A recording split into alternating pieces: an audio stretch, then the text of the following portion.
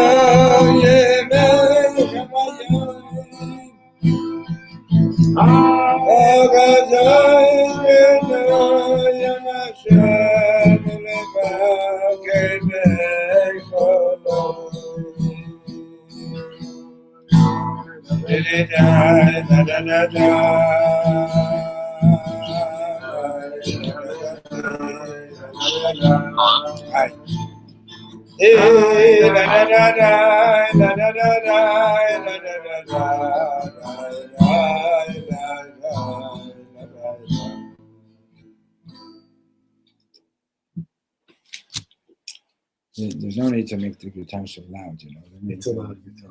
It's acoustic guitar. I'd use my finger and not the pick. Okay, Yehuda, how are you? Good, how are you? Baruch Hashem, you can hear me? Yeah. You can also see me on YouTube if you want right now. I'm broadcasting it. Okay? So in case we have a bad phone connection, just open up your computer, go to Yeshivat Simchat Shlomo, and that's where we are. Okay? You're broadcasting. Broadcasting. Okay, so the parshat is Shoftim. As you know, we've been learning from Epstein's also. We're going to look at the first couple of psukim for a couple of minutes, and then we're going to take a look at a mimer from the Alter Rebbe on Anili Dodi V'Dodili. I need one too. I need one too. Maybe the one is lying down there. Thank you. Okay, parshat Shoftim.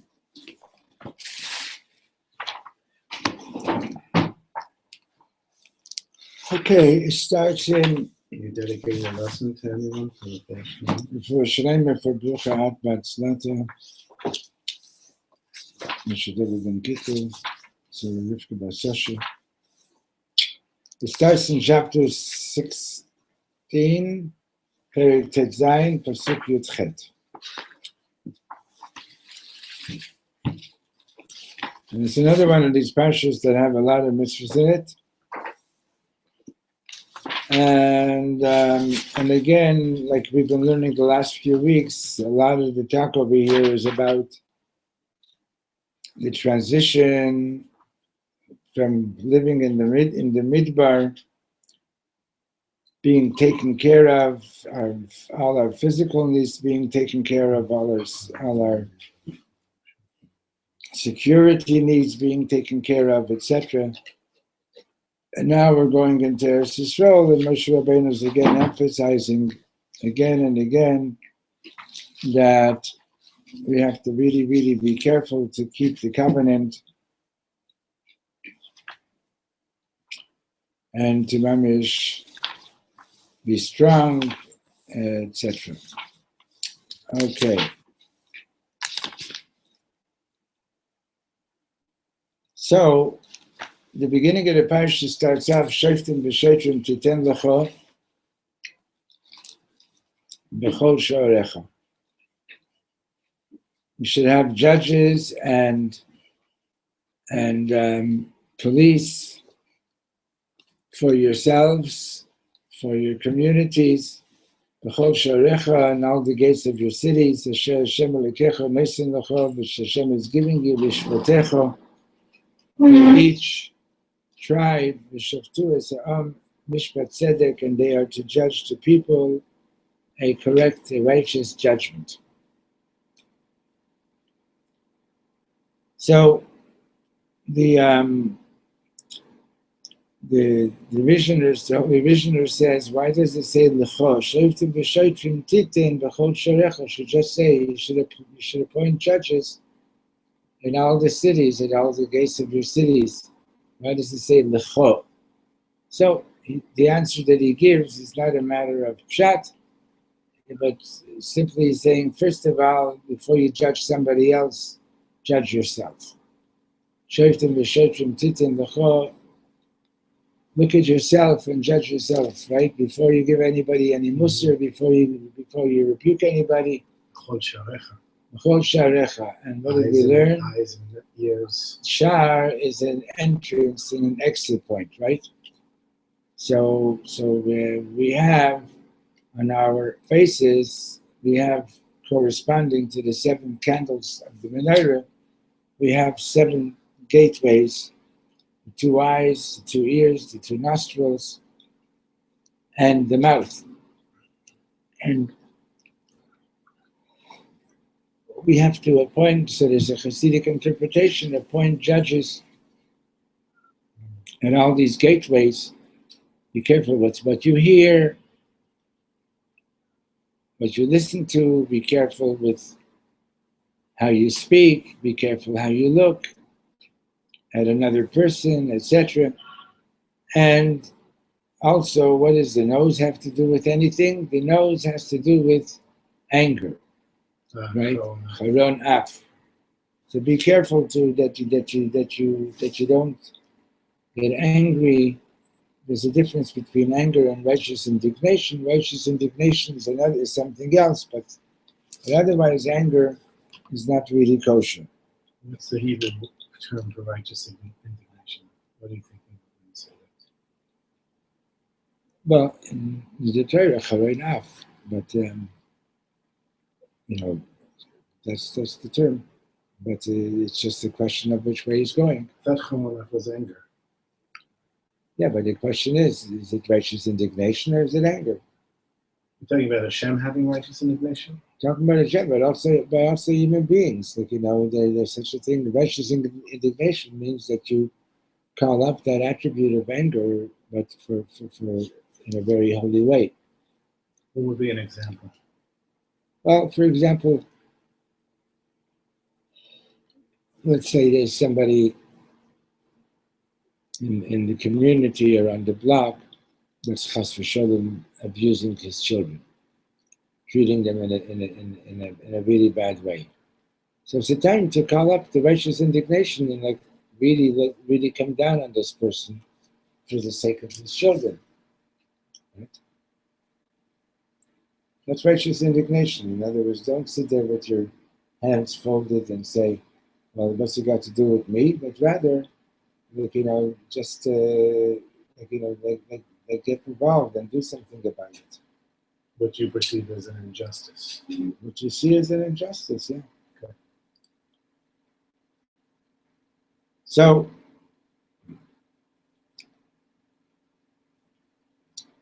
then Rashi, the last Rashi in this posuk, Shoftim Sa'am, they shall judge the people Mishpat Tzedek. So Rashi says a very interesting thing. If you look at Rashi, Rashi says, Manei Dayanin Mumchim B'Tzadikim. It's your obligation to appoint judges that are expert and righteous people. Lishpot Tzedek. In other words, the appointment of judges is the responsibility of the community, and it's the community's responsibility to make sure that you have judges that are expert and that are righteous people. That's not so easy. Not so easy at all. Moshe Rabbeinu also had a hard time finding the right people.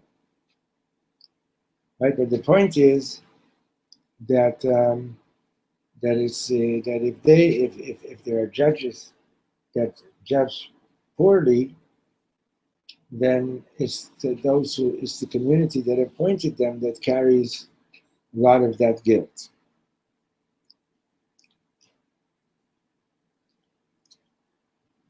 Lo tateh mishpat, do not bend the law, don't divert from the law.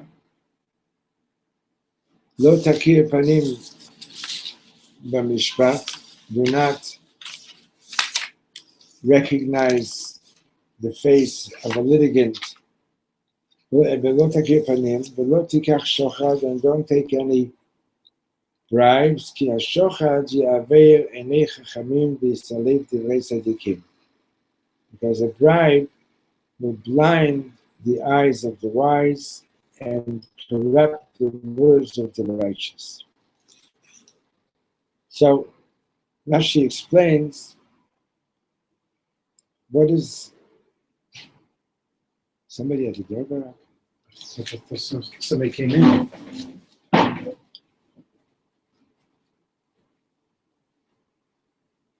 Yehuda, are you online? Not online. I'm just on the Just phone. listening? Okay. Yeah.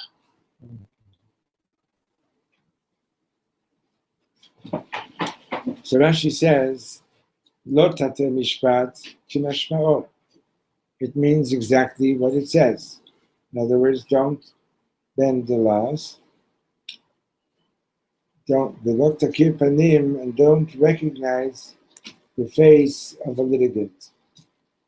So what is that supposed to mean? So Rashi explains, Af b'shat hatanot. In other words, not only that you shouldn't favor any one of the litigants in the way you judge, but also while their arguments don't show any recognition to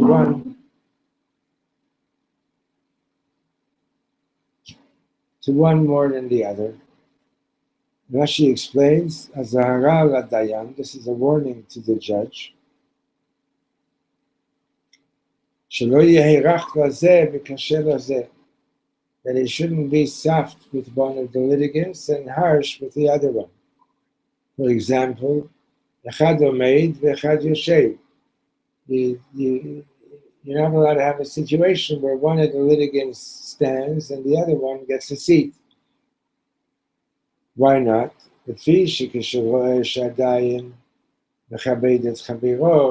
the litigant sees that the judge is honoring his friend, he's honoring the other litigant, so then mistapmin ta'anotav, his ability to present his arguments clearly is affected by that. Right?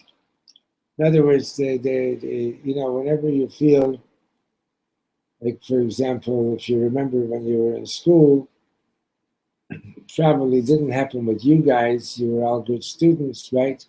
But when a teacher, starts coming down on a kid, and and the kid feels like he's not being treated with respect, even if he has something good to say, it becomes difficult to talk, right? In a trial, if one of the litigants sees that the judge is being nicer to the other guy, it interferes with his ability to present his case. So even if the judge is going to render a correct decision based on the evidence and the arguments that were presented, nevertheless, if one was treated more respectfully than the other one, it's already not a righteous judgment, because it could very well be that the one that was not being treated with the same respect had more to say and would have been able to present a better argument had he not felt that he was being treated in a way that is inferior to the other litigant. Right? Then Rashi says, "V'lo tikach shochad." Don't take any bribes. You have a chumash with you, you're Leib. Yeah. Good. So you're with me. Good. So v'lo tikach shochad, and don't take any bribes. So Rashi says, "Afilu lishpot tzedek."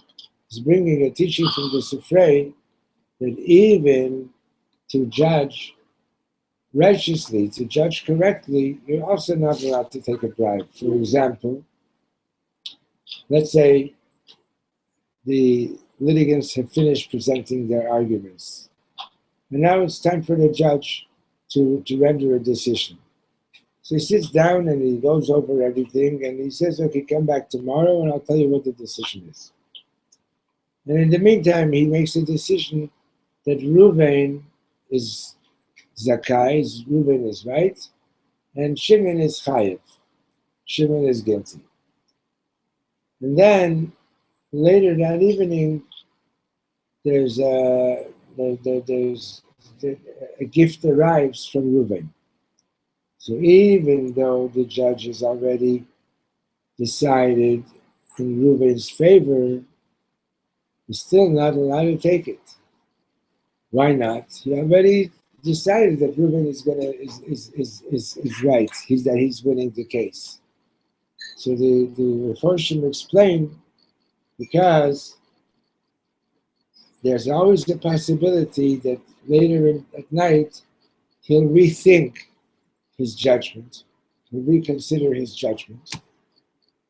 And now that he's taken a gift, the chances are that he's not going to reconsider.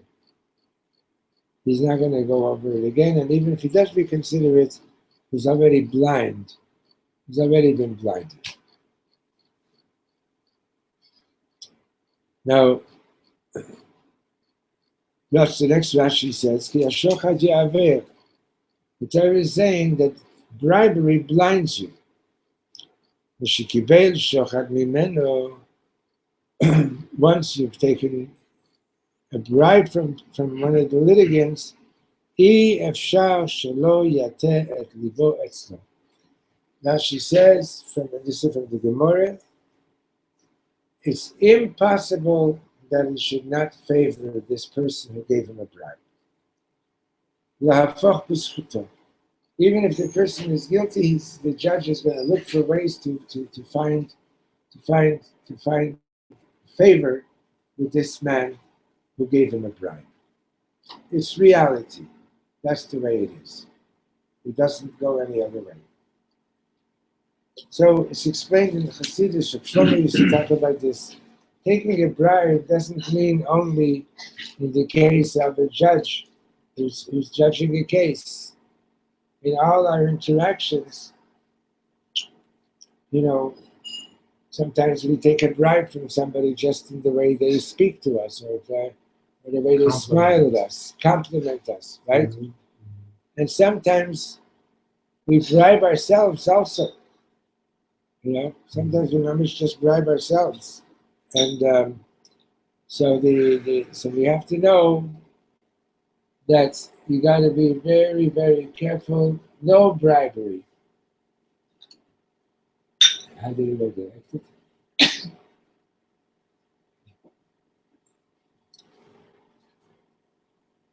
Then the Torah says, "Divrei tzadikim." It corrupts the eyes of it blinds the eyes of the wise. Bribery blind the eyes of the wise, and it corrupts the words of the righteous. So Rashi says, why is it called the words of the righteous? If the judge took a bribe, he's not a tzaddik, right? So Rashi explains, Divrei tzadikim, he translates it as Dvarim hametzudakim. It corrupts righteous words. Mishpetei emet. It corrupts the judgment.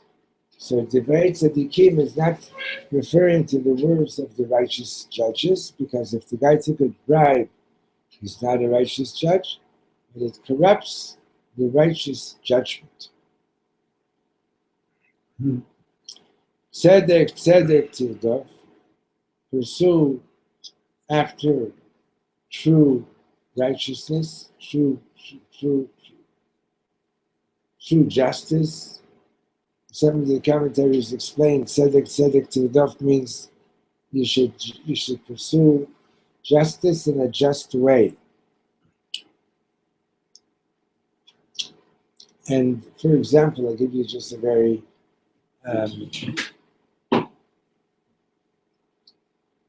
pretty straightforward example. Let's say two holy Yidden, like Moshe and Aaron, see how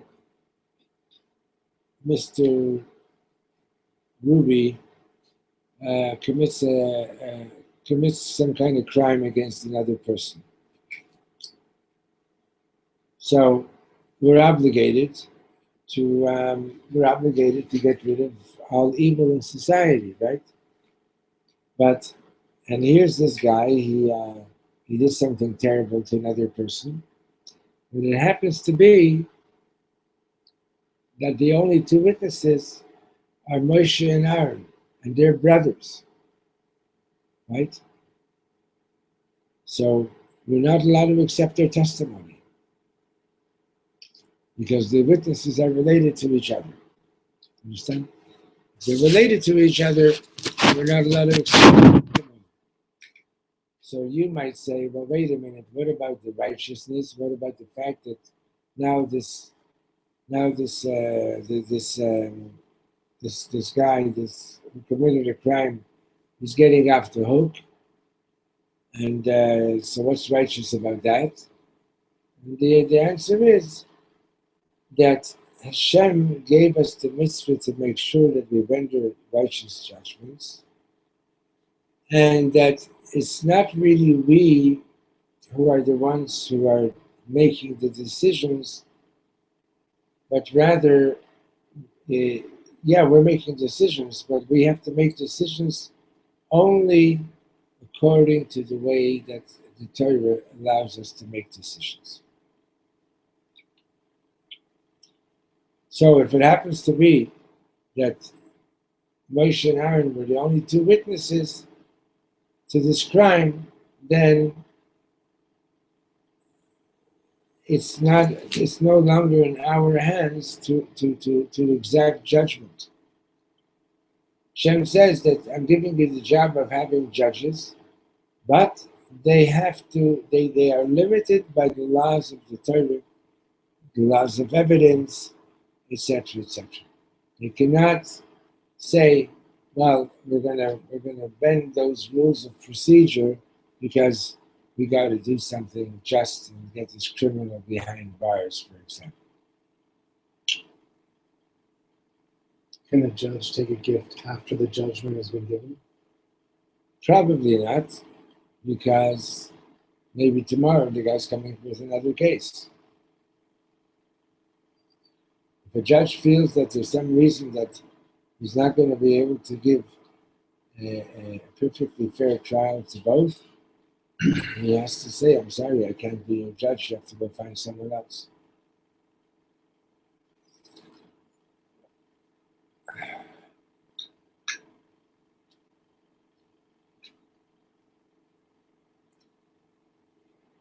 Now Rashi explains Tzedek Tzedek Tildov, Halach Achar Betin Yafeh. If you have to go to court, go to a court that has a good reputation.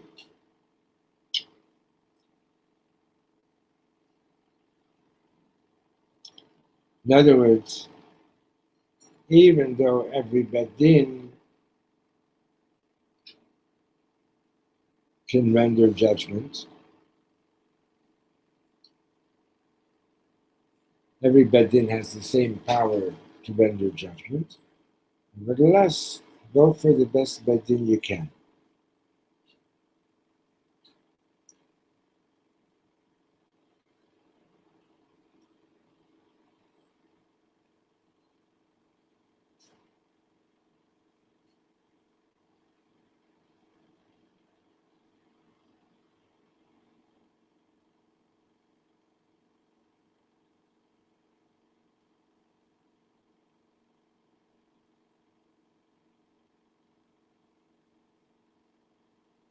The next Rashi, the man tichyeh v'yarashta ta'aretz, so that you shall live and inherit the land that Hashem your God is giving you. Says Rashi, kedai hu minui hadayanim hakshirim, the appointment of appropriate righteous judges is such a worthy, important mitzvah that for that mitzvah alone is kedai lachayot et Yisrael. For that mitzvah alone, it's worth to keep the Jewish people alive, v'hoshivan alat matan, and bring them to live in their land.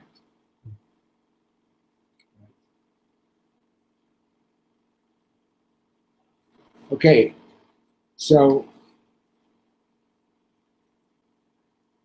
when we daven Shemoneh Esrei every day, we say Hashiva Shoftim K'vel Yishayna, turn our judges like we had in the past.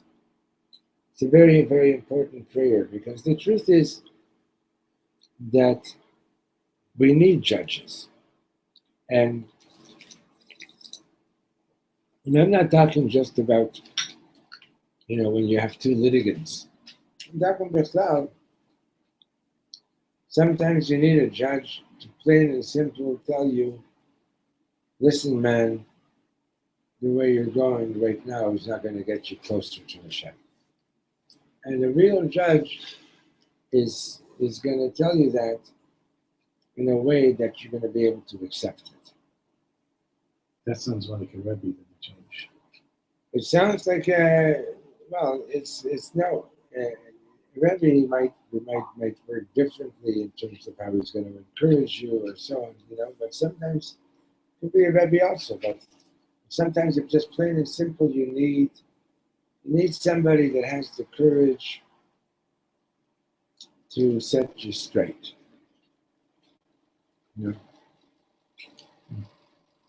Okay,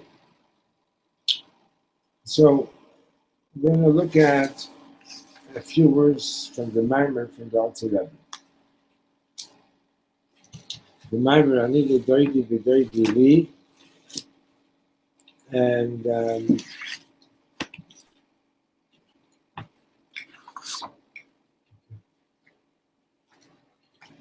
this is a Maimer that's found in the Kutei Torah. And obviously, if it starts off with Ani L'Doidi V'Doidi Li, it's obviously about Elul, and That's what he says right away. Ani lidoidi b'doidi li. I am to my beloved is to me. And by the way, there are many, many other phrases which are the first letters of which are active acronyms for Elul. And each one of them actually has an important lesson. So the Alter Rebbe explains what is the meaning of Ani L'Dodi V'Dodi Li. So you know that throughout the month of Elul, all the way to Hoshana Rabbah, twice a day we add Mizmor Chav Zayin, Psalm 27 to the davening. In Nusach Chabad it's at Shachrus and at Minche, and in every other Nusach it's at Shachrus and Mariv. And in this psalm, in this Mizmor Chav Zayin, you have the verse, Ani L'Dodi V'Dodi Li. So the Alter Rebbe explains, והעניין כי באלול מתחיל בחינת אני לדודי. Elul is the beginning of the service, the aspect of I am to my beloved. And this goes on ad Rosh, דהיינו בחינת התערותא דלתתא. I am to my beloved means to say, to awaken yourself, to awaken ourselves here below, to move towards Hashem. And this is the way it is ad Rosh Hashanah, until Rosh Hashanah. And then, from Rosh Hashanah to Yom Kippur, עד ראש השנה ויום הכיפורים, שהם בחינת המשכת אלוקותו יתברך למטה בבחינת התגלות. What's happening from Rosh Hashanah to Yom Kippur is the other direction. Elul till Rosh Hashanah is the movement from below upwards. And from Rosh Hashanah to Yom Kippur is the movement from above downwards. What does that mean? That means that there's a drawing of Hashem's godliness down into all the worlds, such that there is a revelation of Hashem's kingship. Moshe Katuv, as it says, Smolo tachal roshi, his left hand is under my head, he's cradling me with his left hand. V'yamino techabkeni, and he embraces me with his right hand. So Mishim Rosh Hashanah ad Yom Kippurim, from Rosh Hashanah to Yom Kippur, hu b'chinat smolo. This is referring to Hashem's left side, so to speak, which is b'chinat yirah, the aspect of fear. Lefi she'en she'az hu zman hitgalut malchuto yitbarach, because the 10 days of Tshuva from Rosh Hashanah to Yom Kippur is the time of the revelation of his malchut, of his kingship. V'lachein korin lo hamelech, and that's why during a service of Tshuva in the davening, like for example, we don't say Baruch Atah Hashem Hakel HaKadosh, we say Baruch Atah Hashem HaMelech HaKadosh. In the bracha for parashat, we say also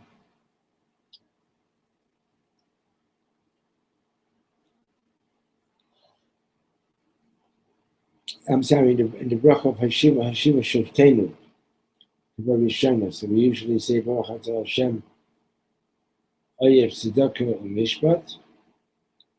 During the 10 days of Tshuva, we say HaMelech HaMishpat. I've been out since 4:30 in the afternoon. I was at Haram Menuchot. We went to the Shiva house. I don't think, she was here last year with her husband and her father passed away anyway.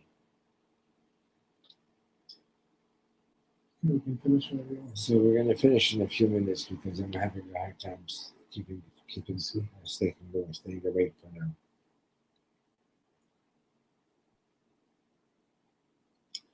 So he says that during the 10 days of Tshuva, we refer to Hashem as HaMelech, the king. Ki malchutcha malchut kol olamim, as it says, your kingship traverses all worlds. Perush, meaning to say, Shafilu b'olamot ha'na'alim, that even in the higher supernal worlds, tipol aleihem imat ha'melech mefachad, fear of the king comes over everybody. ומזה נמשך למטה על כללות נשמות ישראל. From that arousal in the heavenly spheres, there descends to the grouping of all the souls of Israel an inspiration likabel all malchut shamayim aleihem, to receive upon themselves the yoke of the kingdom of heaven, v'tiyeh yirato al pneihem, such that their fear of God should be al pneihem, it should be visible on their faces, kol hashana, all year long. So he's saying that a yid has to be such that when a person looks at a yid, they should be able to say, yeah, there is a God. How do you know there's a God? Well, look at this guy. Look at this Jew. You can see that the presence of the Shechina is on his face. It's asking a lot. God asks a lot. There's a mimer from the Frierdiker Rebbe.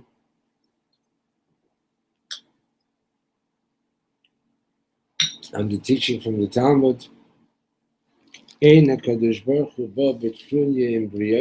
God doesn't come to his creatures with outlandish, unreasonable demands. He doesn't come in a storm. Whatever Hashem is asking of us, it means that we are, the very fact that he's asking it of us means that he believes that we're capable of doing it.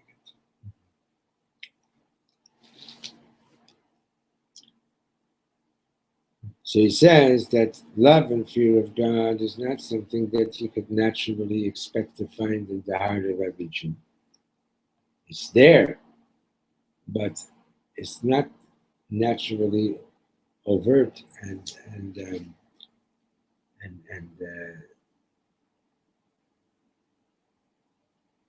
you can't just say, oh, I feel like loving God. You got to work at it. You got to bring out the innermost love that you have for Hashem and the innermost fear to make it function, to make it real. To work on every relationship. Huh? You have to work on every relationship. That's correct. Your relationship with Hashem. Correct. Okay, Mr. Shem, Barak, if you remember where we stopped, we'll continue next week.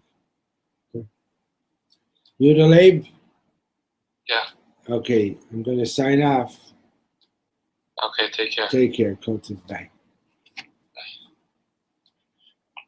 Shlomi's away for Shabbos. Yeah? I'm going to give a lesson Shabbos